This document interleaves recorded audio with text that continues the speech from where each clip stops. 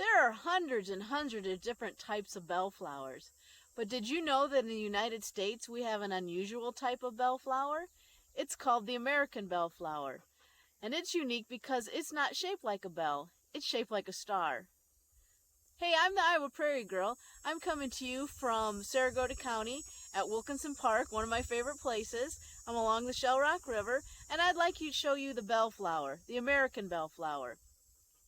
It likes to grow in shady places, along streams or in a thicket, in open woods, along a path in the woods.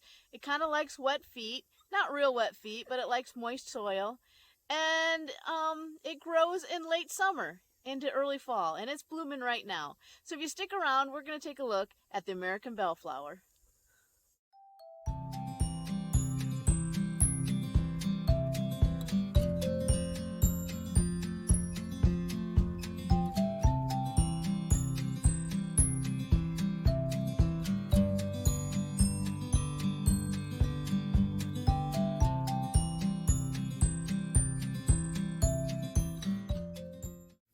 Here it is. Here's the American bellflower.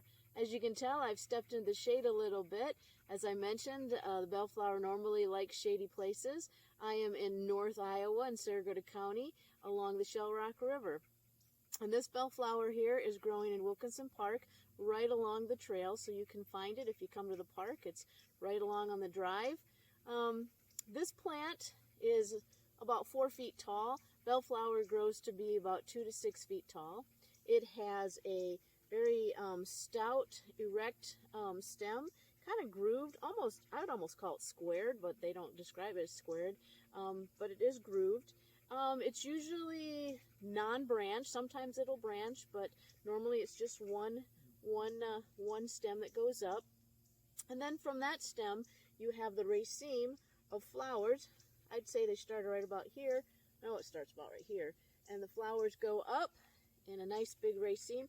They don't have any kind of blooming pattern, not like they start at the bottom or start at the top. They're just kind of random. They bloom anywhere.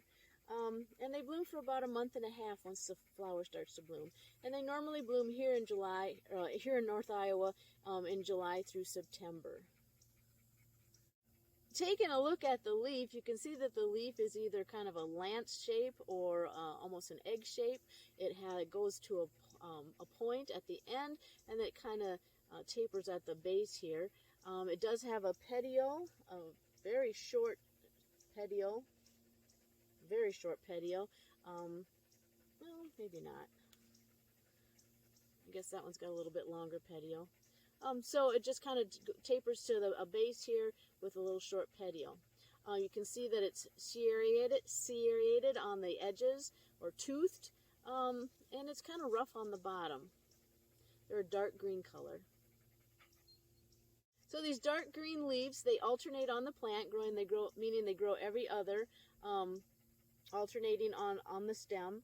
And then the flower, as I said, you have this raceme that comes up the top, but sometimes also towards the base or the bottom, you will have flowers that come off the axil of where the leaves are.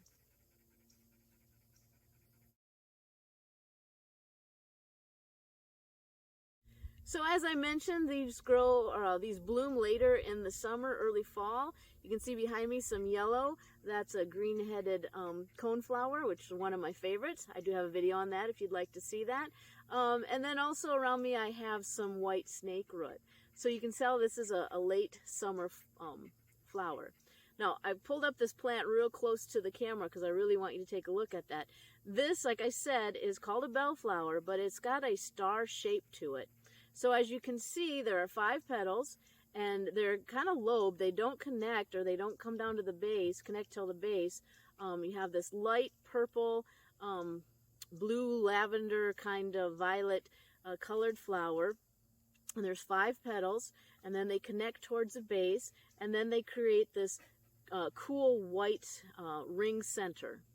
So they're really easy to identify because there's not another flower out there that really looks like this. And then, of course, one of the most identifying or unique characteristics is this style that comes out. It bends downward and then it curves upward. So that's the style. and then at the end it has a 3-lobed stamen there. And remember, that's the female part. So the style and the stamen, and then and it connects to the ovary. So that's a very unique, different looking flower. And as I said, they grow along the raceme of the stem, up and down. That raceme could be a half a foot to 2 feet long, and the flowers don't grow in any particular, bloom at any particular order. And that flower could bloom for about a month and a half. So you can see that that's very distinct. Once you see an American bellflower, you're going to be able to identify it. Another thing I want to throw in there about these 5 petals is that they have a central vein that goes right down the middle of each petal, and then they have wavy edges, and then they come to a pointed tip. I said that wrong about the axil of the leaves. The flower, if a flower comes from the axil of the leaf, it's going to come closer down to the towards the base of the flower. On the shorter part of the flower, you might have a flower coming out of the axil of the leaf. Otherwise, most of the flowers are towards the top, where you have the raceme of the flower that might be, like I said, could be up to 2 feet tall or 2 feet long. If you have a flower that's about 6 feet tall, a 2 feet tall raceme of flowers isn't that. It seems like a lot of flowers, and I'm sure it is. It's absolutely gorgeous. So one thing that bellflowers offer is a beautiful different color in the woods, along the streams or along a wood path. You have a lot of yellow. Like I said, here we go. I've got my yellow green cone flowers here. And so in the late summer, these flowers offer a splash of violet or blue, blue-purple. They offer great colors.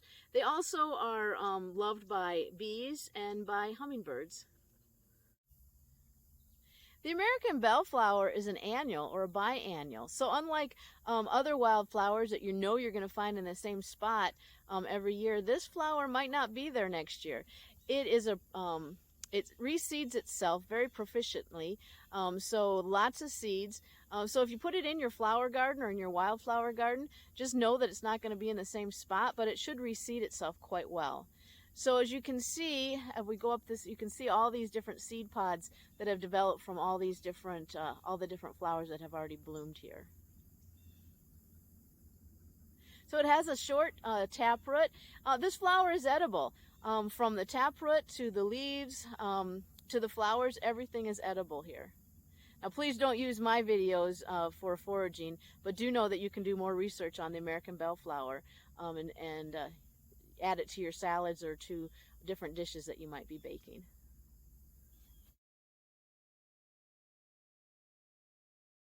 Contrary to everything that I've said about American bellflower's habitat, this is the nicest plant I've found so far this year, or maybe in a couple of years. And yes, it is out in the full sun, and it is not in the woods. It's not along a stream. It is, yep, you got it, right along the side of an Iowa cornfield.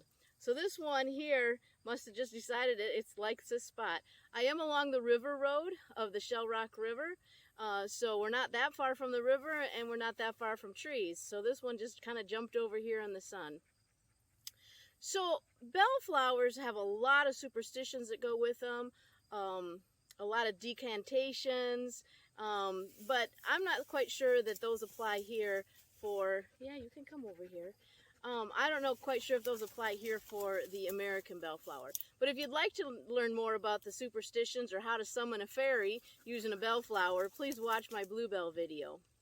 I do know, like I said, these are edible, that you can eat the taproot all the way to the greenage, which I probably prefer in the springtime, to the flower is edible. It's high in vitamin C. It also was used, or can be used, it was used by the Native Americans to make a tea and to treat whooping cough and what we probably would call now tuberculosis. It's also has antimicrobial and anti-inflammatory properties. So a poultice made out of the leaves and the flowers can be used to prevent an infection and to reduce swelling. Well, that's what I know about the American bellflower. You can see it's the end of, towards the end of summer, but you can tell by the height of the corn behind me. Like I said, American bellflower usually likes shady areas. I hope that you get a chance to get out and see or find an American bellflower. It is a unique flower. Once you see it, you're probably going to not forget how to identify it next time you see it, and you can share your knowledge with someone else. As always, please subscribe to my YouTube channel, and I hope you get out and see something wonderful. Thanks for watching.